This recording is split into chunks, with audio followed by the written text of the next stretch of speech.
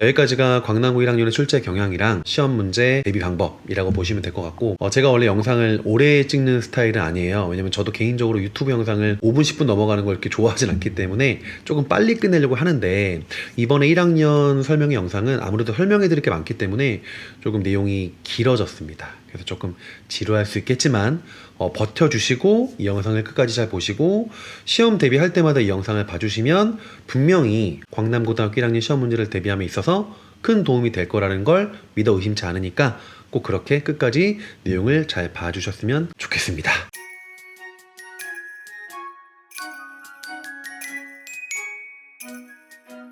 네, 안녕하세요. 저는 수자학원에서 광남고등학교 1학년을 담당하고 있는 권기현이라고 합니다. 반갑습니다. 자, 오늘 이렇게 영상을 찍게 된 건 이제 광남고 1학년 배정받은 학생들이 아마 광남고의 악명을 많이 들었을 거예요. 아이들이 잘하기도 하고 시험 문제가 만만치 않아서 어떻게 내신 등급을 받아야 할지가 고민이 많을 텐데, 자, 이거에 대한 제가 해결책을 제시해주고자 이렇게 영상을 찍게 됐고, 영상은 이제 광남고 1학년의 시험의 출제 경향, 그리고 제가 이제 여러분들에게 어떻게 시험 대비를 시키는지를 좀 말씀해드리는 내용을 이제 찍고 도움을 드리고자 하겠습니다.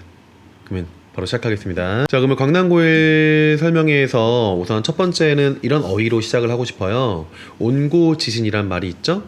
옛 것을 익히고 그것을 미루어서 새 것을 안다, 이런 내용이잖아요.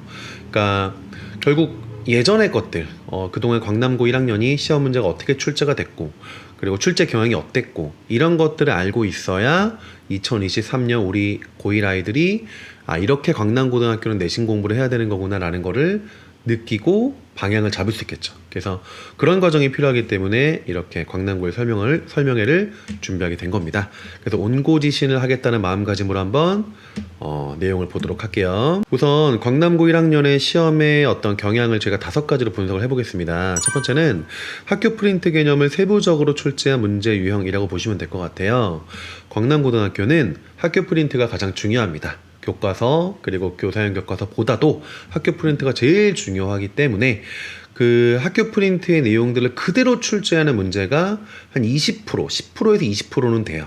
그러니까 이런 거는 틀리면 안 되는 문제입니다. 그래서 학교 프린트에 나오는 개념들은 달달달 암기를 해야겠다라는 마음을 가지고 공부를 해야 된다는 점을 아셔야 될 것 같습니다. 예를 보여드릴게요. 작년 객관식 1번 문제였는데, 내용과 형식상의 공통점 및 차이점을 바탕으로 문학작품들을 유형별로 묶는 문학적 관습, 이런 말이 나왔었고, 두 번째는 형식은 문화적 관습적으로 형성된 문학 고유의 체계와 관습을 토대로 한다, 이런 내용이 나왔습니다. 자, 잘 보시면 광남고등학교 학교 프린트에서 그대로 보시면 내용과 형식상의 공통점과 차이점을 바탕으로 한다, 그대로 출제가 됐죠. 그 다음에 아래 문학작품의 유기성의 내용으로 가서 형식에 대한 설명을 보면 문화적 관습적으로 형성된 문학 고유의 체계와 관습을 토대로 한다, 이 내용이 나오죠. 자, 그래서 왼쪽과 비교해 보시면 거의 똑같습니다. 거의가 아니라 거의 완전 똑같죠. 그래서 학교 프린트의 개념을 그대로 출제하는 경향은 올해도 변하지 않을 것이다 라는 걸 알고 계시면 될 것 같습니다. 객관식 1번 같은 경우는 이제 작년 문제였는데, 반드시랑 반드이의 발음이 같은 것으로 모아 두 단어 모두 소리대로 적은 것이다, 이렇게 표음주의에 대한 설명이 나온 건데, 요것도 이제 위에 보시면 표음 한글은 말소리를 그대로 기호로 나타냈기 때문에 소리대로 적는 것이다, 이 내용을 그대로 선택지로 만든 거다라고 보시면 될 것 같습니다.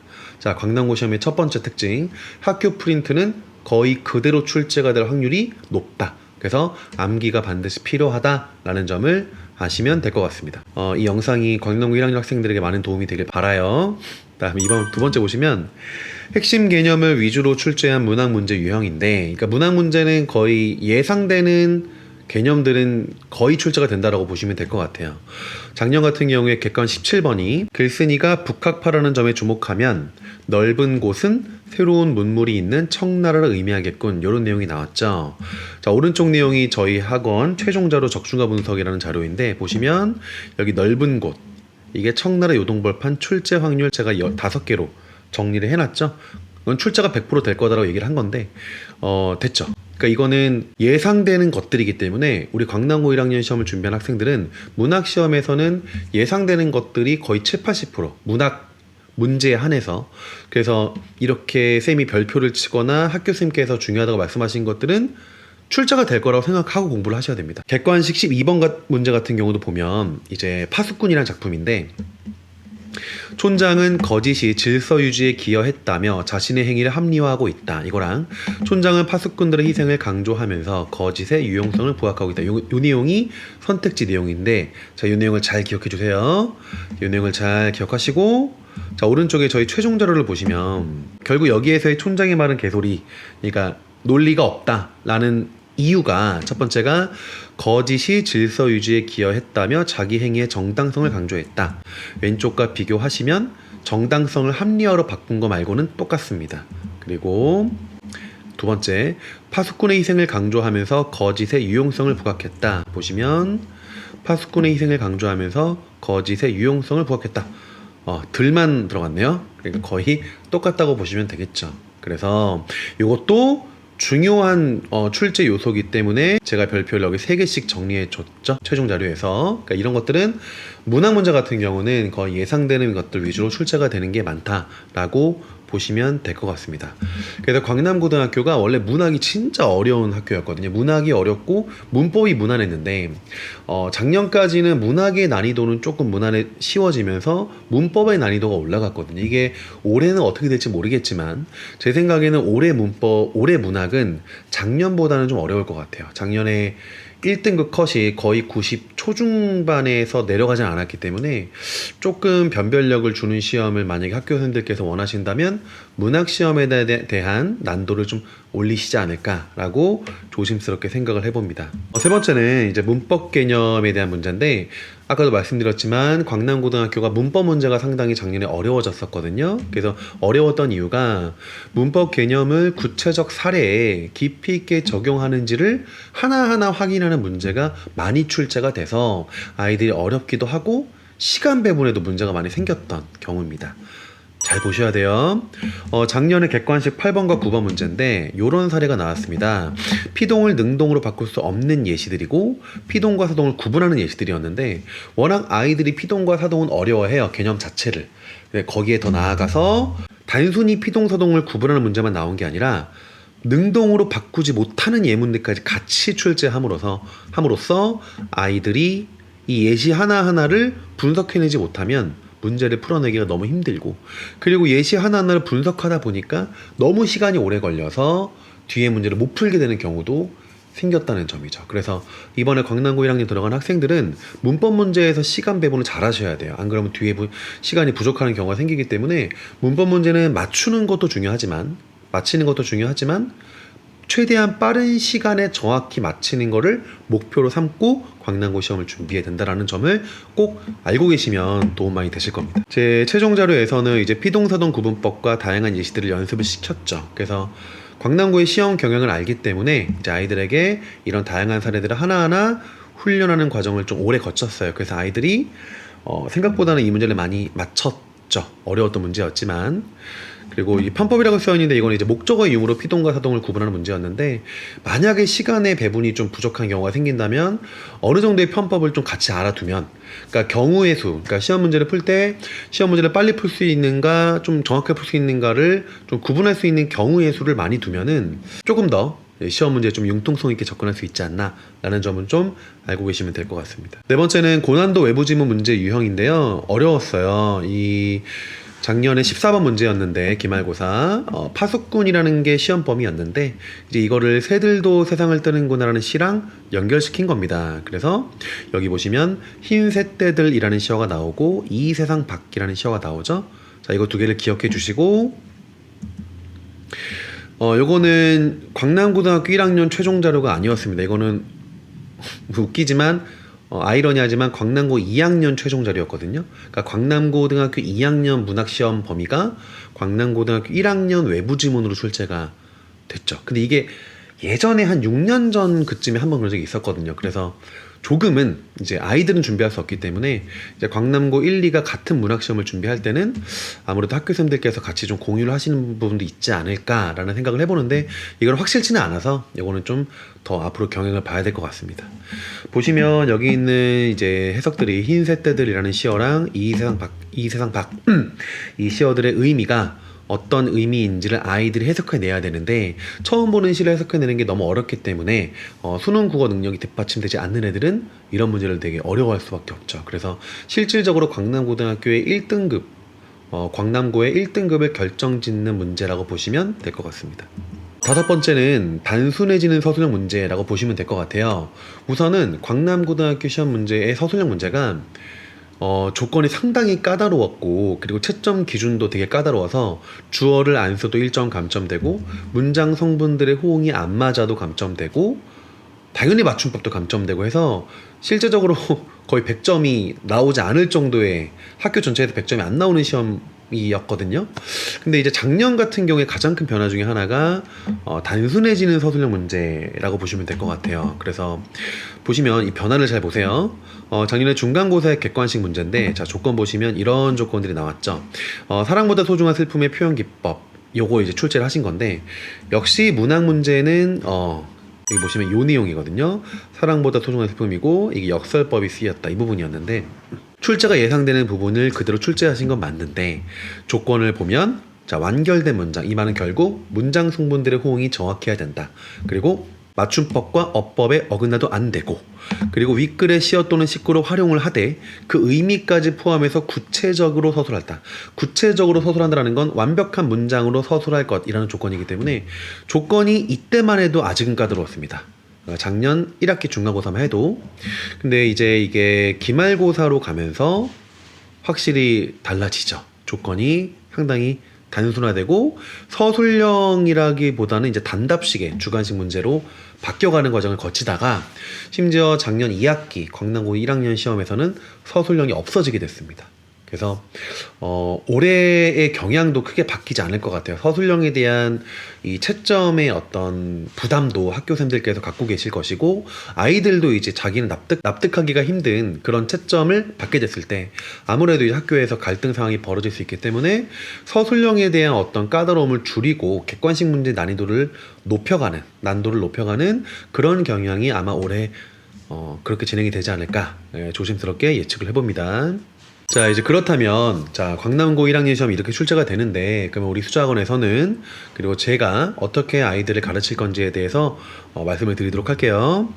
우선 첫 번째는 꼼꼼한 수업 교재라고 보시면 될 것 같습니다. 이제 요거는 시중 교재를 저는 이제 쓰지 않고 학교별로 이제 그 학교에 최적화된 수업 교재를 따로 만들거든요. 그래서 아이들이 스스로 이 교재에 정리를 하고 그리고 뒤에 교사환경과세의 개념과 학습활동의 개념을 미리 넣어주고 더구나 광남고 1학년은 프린트가 절대적이라고 했었죠. 학교 프린트의 개념까지 미리 넣어줘서 아이들이 시험범위에 해당하는 걸 미리 예습할 수 있게끔 그리고 정리를 스스로 하나하나 꼼꼼하게 정리함으로써 자기만의 내신 대비 교재를 만들 수 있게끔 하는 게 요 1번의 꼼꼼한 수업 교재의 방향이라고 보시면 될 것 같고 두 번째는 깐깐한 문제 교재입니다. 요거는 높은 수준의 문제를 선별을 해서 이제 아이들이 시중에 있는 자습서나 평가 문제집 문제를 사는 거를 제가 별로 추천을 하지는 않아요. 왜냐면 난도가 좀 쉽고 그리고 문제 퀄리티가 좋지 않은 문제가 좀 있어서 좀 주관적으로 접근하는 이제 문제들 같은 경우는 오히려 아이들에게 혼란을 줄 수 있기 때문에 어느 정도 검증된 문제, 수능, 그 다음에 고 1, 2, 3 모의고사, 그 다음에 광남고등학교 기출, 그 다음에 출판사 문제에서 좋은 퀄리티의 문제 이것들로 선정을 해서 제가 문제 교재를 줍니다. 그래서 아이들이 이 문제 교재만 풀어도 시중에 있는 대부분의 퀄리티 좋은 문제는 다 다룰 수 있는 문제 교재라고 보시면 될 것 같아요. 그래서 아이들도 이 문제 교재를 풀면서 학교 시험의 경향과 너무 비슷했다라는 얘기를 많이 하거든요. 그만큼 효율이 좋은 문제 교재라고 보시면 될 것 같고 세 번째는 평일 클리닉 수업인데 요거는 이제 아이들이 주말에 수업을 듣고 나면 이제 워낙 광남고등학교는 시험 범위가 많기 때문에 이거를 매주 끊어서 공부를 해놓지 않으면 나중에 과부하가 걸릴 수밖에 없어요. 그래서 이 공부 습관이 안 된 학생들을 위해서 제가 이제 주말에 수업을 하고 평일에 따로 불러서 클리닉 수업이라는 걸 할 겁니다. 그래서 이 클리닉 수업은 그 전주 주말에 배웠던 내용을 아이가 스스로 안 보고서 예를 들어 문학작품이라면 비어있는 지문을 가지고 자기가 스스로 안 보고 써보는, 그리고 이해했는지 확인해보는 자가 테스트라고 보시면 될 것 같습니다. 그리고 해오면은 제가 하나하나 채점하면서 못 썼던 내용들에 대해서 피드백을 해주면서 그 내용까지 정리를 하면은 이제 내용 정리 빈틈이 없어지겠죠. 아이들이 정보를 입력하는 과정을 신경을 되게 많이 써요. 공부하는 과정에서. 근데 사실은 정말 공부를 잘하는 아이들을 보면은 이 자기가 공부한 거를 출력하는 과정을 항상 반복하거든요. 그래서 이 과정의 반복을 이제 아직 훈련이 안 된 학생들에게는 제가 조금 강제적으로 클리닉 수업을 통해서 복습하게끔 만드는 시스템이다라고 보시면 될 것 같습니다. 네 번째는 기출의 실제라는 문제 교재가 이제 고난도 2차 문제 교재로 나가게 될 거예요. 요거는 출처가 타 학교 기출 문제들로 구성을 하기 때문에 아이들이 다른 학교 기출들은 어떻게 출제가 됐는가, 그리고 이런 다른 학교들의 어려운 문제, 어려운 객관식 서술형 문제는 어떻게 접근을 해야 되는가, 이제 요것들을 가르치기 위해서 만드는 2차 문제 교재라고 보시면 될 것 같고, 학생들의 단권화라는 거는 이제 아이들이 스스로 자기주도 학습을 습관화하기 위해서는 이미 중학교 때 그렇게 하고 있는 학생들도 있겠지만 학원 수업에서 배웠던 내용과 더불어서 학교 수업에서 배웠던 내용까지 모두 한 권으로 정리하는 과정이 내신 공부는 반드시 필요하거든요. 그래서 요거를 제가 아이들에게 과제를 내줌으로써 아이들이 스스로 자기주도 학습을 통해서 배웠던 내용을 하나의 교재로 완성하는 그런 과정이라고 보시면 될 것 같고, 내신 모의고사는 이제 1학년 아이들이 아무래도 첫 시험이다 보니까 긴장을 하거나 시간 배분을 잘 못해서 뒤에 문제를 못 풀거나 이런 경우가 생겨서 좀 안타깝게도 기본적인 자기 실력보다는 못 보는 경우가 있어요. 그래서 이런 경우를 좀 줄이기 위해서 시험 보기 1주나 2주 전에 아이들에게 실전 분위기랑 똑같이 분위기를 조성하고 시간도 정확히 50분 재고서 학교 시험 문제 난이도랑 비슷하게 모의고사를 보게 함으로써 아이들이 실전 시험에서 어떤 마인드로 접근을 해야 되고 어떻게 시간 배분을 해야 되는가를 좀 경험해보는 그런 시간이 내신 모의고사라고 보시면 될 것 같고, 여섯 번째는 적중과 분석. 이게 이제 제가 최종 자료로 주는 자료인데 나올 수 있는 모든 출제 요소를 정리하는 게 목표라고 보시면 될 것 같아요. 그래서 학원에서 제가 가르치던 내용과 교사한 교과서의 내용들, 그리고 시중에 모의고사에서 출제 요소로 삼는 것들과 그리고 학교생들께서 수업하시는 각 반별의 필기를 제가 정리를 모아서 시험 문제에 나올 수 있는 모든 출제 요소를 한 권의 교재로 정리를 했을 때 아이들이 시험 전날에 전체 범위의 내용을 정리하는 효율성이 극대화되기 때문에 실제로 아이들이 가장 만족도가 높은 자료가 이 최종 자료라고 보시면 될 것 같거든요. 그래서 그런 식으로 정리를 해줌으로써 아이들이 조금 더 자기가 정리했던 것보다 조금 더 꼼꼼하고 디테일하게 시험 전날에 정리를 끝낼 수 있는 그런 자료라고 보시면 될 것 같고, 이제 마지막으로 아까도 말씀드렸지만 광남고등학교 외부지문 나오고요. 이제 어휘 문제도 한두 문제가 출제가 되고 서술형 문제가 올해 나올지 안 나올지 모르겠지만 나오게 된다면 이 세 가지를 마지막으로 준비하는 단계라고 보시면 될 것 같아요. 광남고등학교가 서술형 문제 같은 경우가 만약에 나오게 된다면 제가 이제 쓰기 훈련을 반드시 시키거든요. 그래서 올해 나올지 안 나올지는 모르겠지만 이제 나오게 된다면 쓰기 훈련을 거치고 어휘에 대한 정리를 거치고 마지막으로 시험 범위와 연계될 수 있는 다른 외부 지문까지 정리하는 걸 거치면 아이가 할 수 있는, 그리고 학원에서 할 수 있는, 제가 아이한테 해줄 수 있는 모든 내신 대비 과정이 끝난다라고 보시면 될 것 같습니다.